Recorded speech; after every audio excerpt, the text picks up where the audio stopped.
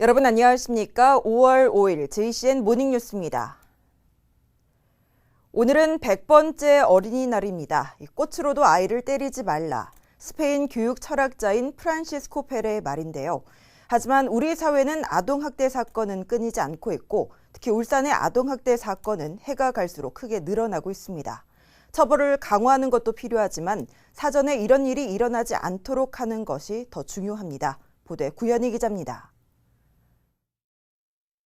얼마 전 굶어 죽은 채 발견된 2살 여자아이. 알고 보니 친모와 계부의 학대가 있었습니다.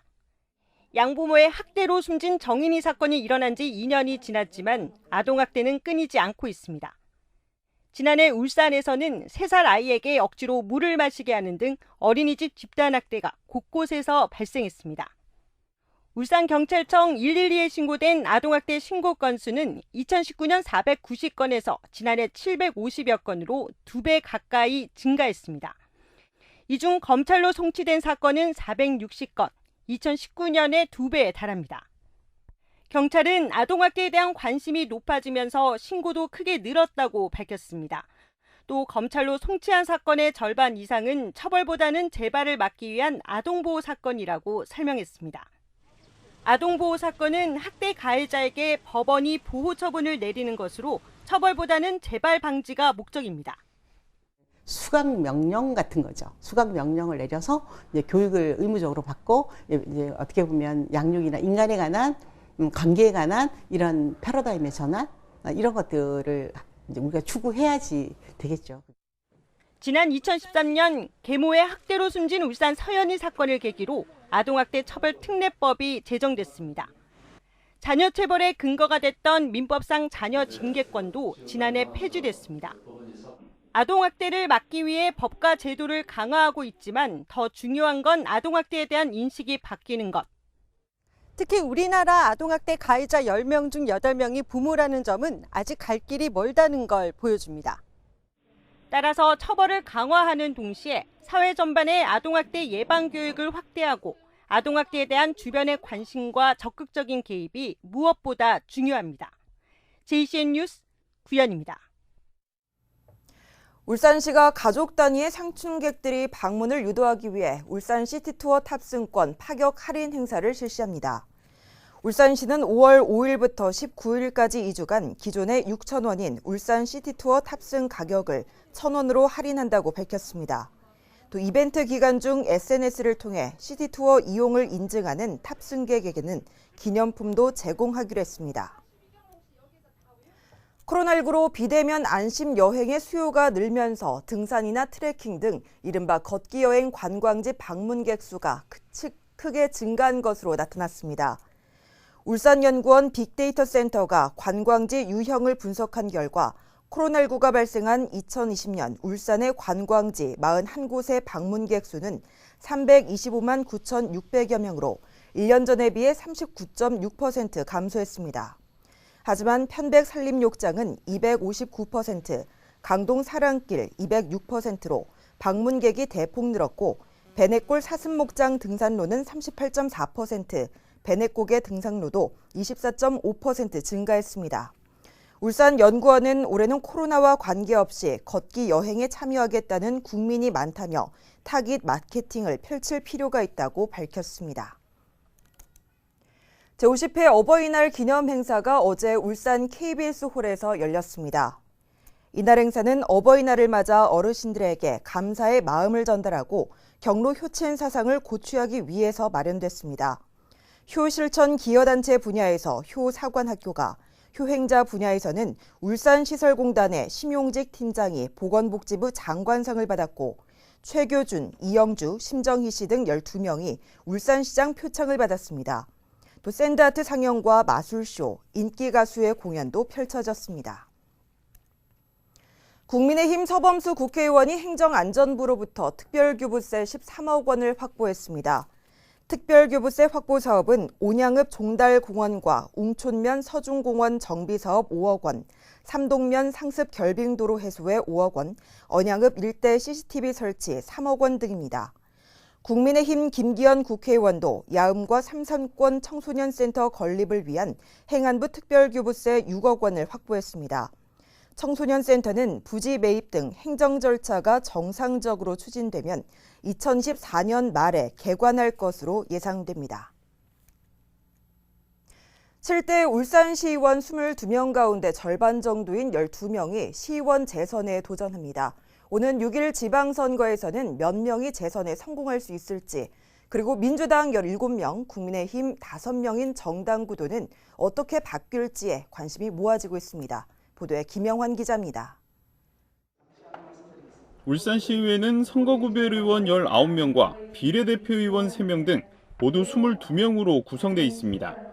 이번 8대 지방선거에서는 7대 시의원의 절반인 12명이 재선에 도전장을 내밀게 됐습니다.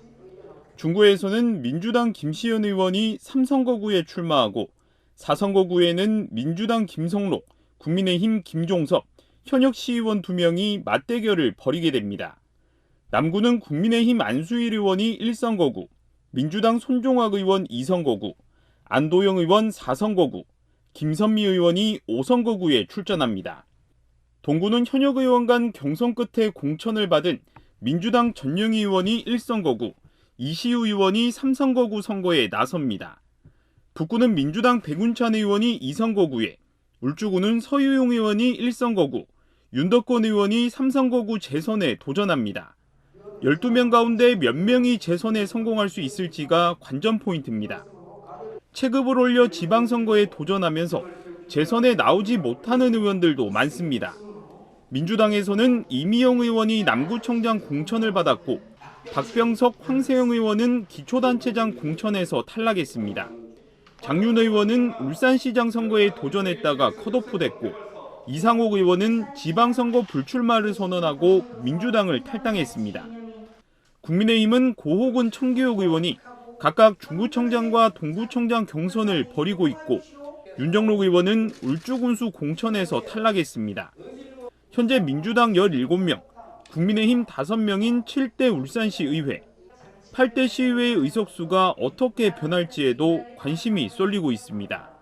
JCN 뉴스 김영환입니다. 국민의힘 울산시당 공관위가 울주군 3선거구 시의원 후보로 김종훈 예비후보를 최종 공천했습니다. 국민의힘 울주군 3선거구는 당초 송성우 예비후보가 공천을 받았지만 자녀의 기소 문제로 공천이 취소되면서 김종훈, 심규환 후보가 재경선을 진행했습니다. 이에 대해 일부 당원과 시민사회 종교단체들은 기자회견을 열고 재경선은 원천 무효라며 재경선을 철회하지 않을 경우 공관위를 고발하고 탈당 운동에 나서겠다고 주장했습니다. 더불어민주당 안도영 시의원이 남구 4선거구 시의원 재선 출마를 선언했습니다. 안 의원은 공공배달을 만들어 배달료 부담을 덜고 삼산 평창현대 앞 공영주차장을 성공적으로 마무리하겠다고 밝혔습니다. 남구청장 선거에 출마한 민주당 이미영 예비후보는 구청장 직속의 e스포츠 행정전담팀을 개설하고 e스포츠 특구와 프로게임단의 출범을 추진하겠다고 공약했습니다. 울산지방노동위원회가 오흥일 전 울산시 체육회 사무처장에 대한 해임 처분이 부당하다는 결정을 내렸습니다. 울산진호위는 지난 3일 울산시 체육회 오흥일 전 사무처장의 부당해고 구제 신청 사건 심판회의를 열고 해임안을 총회가 아닌 이사회에서 결정한 것은 절차상 위배가 있다고 판단하고 부당해고를 인정했다고 밝혔습니다. 오 전 사무처장은 진호위의 부당해고 결정에 따라 어제부터 시체육회로 출근은 가능하지만 법원의 가처분 신청이 인용될 경우 공식적인 복귀가 인정되는 것으로 알려졌습니다. 이에 대해 김석기 회장은 진호위 판정 결과를 수용할 수 없다며 중앙노동위원회에 재심을 청구하겠다고 밝혔습니다.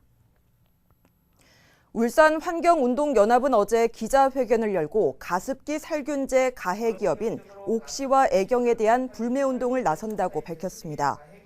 환경운동연합은 가습기 살균제 참사가 일어난 지 10년이 지났고 피해 지원을 위한 조정위원회가 권고안을 냈지만 옥시와 애경은 이를 거부하고 있다며 소비자의 피해를 책임지지 않는 기업에 대해서는 책임을 물어야 한다고 비난했습니다.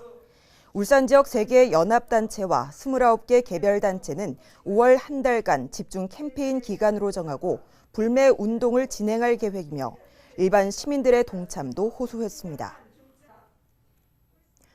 코로나19로 배달 문화가 확산되면서 법규를 위반하는 이륜차들도 늘고 있는데요. 급기야 경찰이 집중 단속에 나섰는데 기본적인 교통법규조차 지키지 않는 이륜차 운전자들도 많았습니다.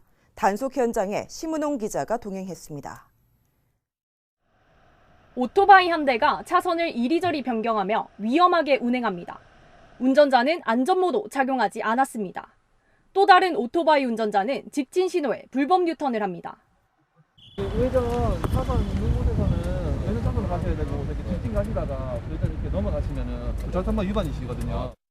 이처럼 도로 위에서 기본적인 교통법규조차 지키지 않는 이륜차 운전자들이 늘고 있습니다. 울산경찰청은 한국교통안전공단과 함께 오는 16일까지 이륜차 불법행위 집중 단속에 나섭니다. 코로나19로 배달 수요가 급증하면서 이륜차 교통사고도 함께 증가하고 있기 때문입니다. 올해 1월부터 3월까지 경찰에 적발된 울산 지역 이륜차 교통법규 위반 건수는 2,451건으로 코로나 이전인 지난 2019년 같은 기간보다 2배가량 많아졌습니다. 이륜차 교통사고도 18% 늘었습니다. 주요 단속 대상은 안전모 미착용을 비롯해 중앙선 침범이나 보도통행 등 도로교통법 위반과 불법 튜닝, 번호판 미부착 운행 등입니다.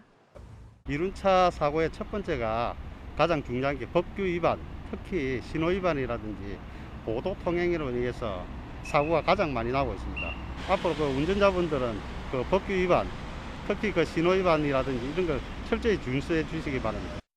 울산경찰청은 배달 대행업체 종사자를 대상으로 교통안전교육을 강화하는 등 이륜차 운전자들에게 교통법규 준수를 강조할 방침입니다. JCN 뉴스 심은홍입니다. 현대중공업 노조가 오는 13일까지 파업을 연장합니다. 지난달 27일 올해 첫 파업을 시작한 노조는 당초 어제까지 파업하기로 결의했지만 지난 2일 40여일 만에 제기한 교섭에서 별다른 성과가 없자 오는 13일까지 파업을 연장하기로 했습니다. 현대중공업은 앞서 노조의 도로 불법 점거로 생산 차질을 빚고 있다며 노조를 업무방해 혐의로 경찰에 고발해 노사 간 갈등의 골이 깊어지고 있습니다. 울산시 환경보건센터가 어제 울산대학교 병원 내에서 현판식을 갖고 본격적인 운영에 들어갔습니다. 환경보건센터는 2016년까지 5년간 울산에 특화된 환경보건 계획 수립과 정책을 지원해서 울산 시민의 건강을 선제적으로 보호하는 역할을 하게 됩니다. 특히 환경성 질환과 유해 인자에 대한 지속적인 모니터링을 실시하고 환경보건 협력 기반 강화와 환경오염 취약지에 대한 연구 조사 등을 실시할 계획입니다. 울산시 교원단체 총연합회는 어제 보도자료를 내고 울산시 교육청이 학생노동 인권교육을 반강제적으로 실시하면서 학교 현장의 교육과정 운영에 어려움을 호소하고 있다고 지적했습니다. 울산교총은 고등학교 1학년을 대상으로 노동 인권교육을 의무적으로 2시간을 실시한 뒤 보고하도록 되어 있다며 이 때문에 학교 현장에서는 다른 교과목 수업 시간을 줄이는 등 피해가 발생하고 있다고 주장했습니다. 울산교총은 이어 직업 관련 시간 또는 사회 시간을 활용해도 충분히 교육이 가능하다며 학교 현장과 소통에 나설 것을 교육청에 촉구했습니다. 올해 울산 아시아퍼시픽 뮤직 미팅에 참가할 12개 팀이 선정됐습니다.